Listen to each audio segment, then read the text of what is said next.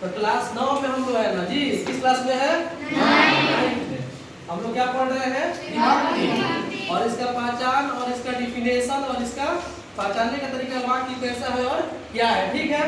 जैसे पहला क्या है? कर्ता, यानी जो किसी कार्य को करता है उसे हम क्या कहते हैं? कर्ता कहते हैं। ठीक है। इसका डिफिनेशन लिखे है कि कर्ता जिस रूप से क्रिया के करने वाले का बोध होता है उसे हम लोग क्या कहते हैं? कर्ता। इसका पहचान क्या होता है? इसका पहचान क्या होता है? नहीं तो शून्य। शून्य का मतलब कोई विभक्ति चिन्ह न हो और जिस शब्द के आगे ने लगा रहेगा उससे आप लोग क्या पहचानोगे? कर्ता। ठीक है। दूसरा क्या है? कर्म। कर्म का डिफिनेशन हम लोग लिखे हैं कि वह वस्तु या व्यक्ति जिस पर वाक्य में की गई क्रिया का प्रभाव पड़ता है वह कौन होता है? तो कर्म होता है। इसका पहचान क्या होता है? वो। कर्म का पहचान क्या होता है? वो। ठीक है। तीसरा क्या है? कारण, जिसकी सहायता से कोई कार्य किया जाए। इसका पहचान क्या होता है? से द्वारा, के द्वारा। जैसे एक सेंटेंस बोलेंगे उसमें तीनों आ जाएगा। राम ने रावण को बाण से मारा, तो राम ने यानी कि कर्ता, रावण को यानी कि कर्म, बाण से यानी किसके द्वारा? करण, यानी कर्म हो गया किसके द्वारा? बाण के द्वारा। ठीक है। तो क्या हो गया? करण।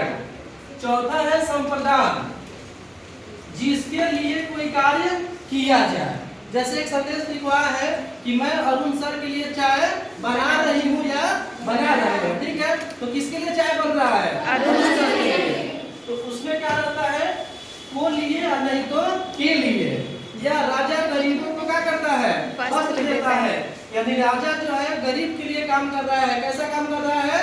वस्त्र देने का कार्य कर रहा है। ठीक है।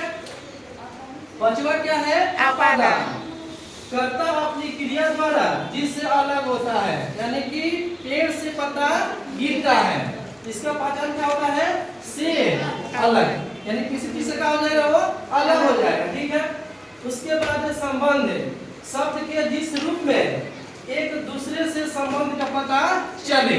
जैसे काके की रारे रे, इसका पहचान होता है। मान लीजिए कि यह मोहन की किताब है, तो किताब का संबंध किससे जोड़ रहा है? मोहन से। ठीक है।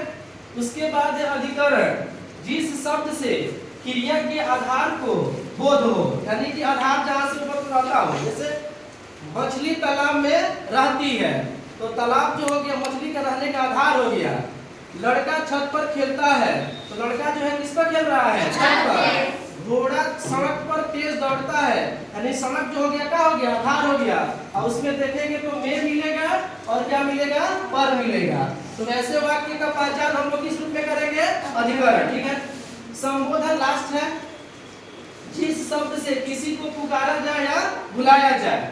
इसका पहचान क्या होता है? हे, अरे, अहो, अजी, हो। ठीक है। संबोधन चिन्ह ऐसा होता है, जैसे बताया है कि एक खड़ी पाई जाएगा, नीचे का रहेगा, अनुस्वार टाइप का रहेगा। ठीक है।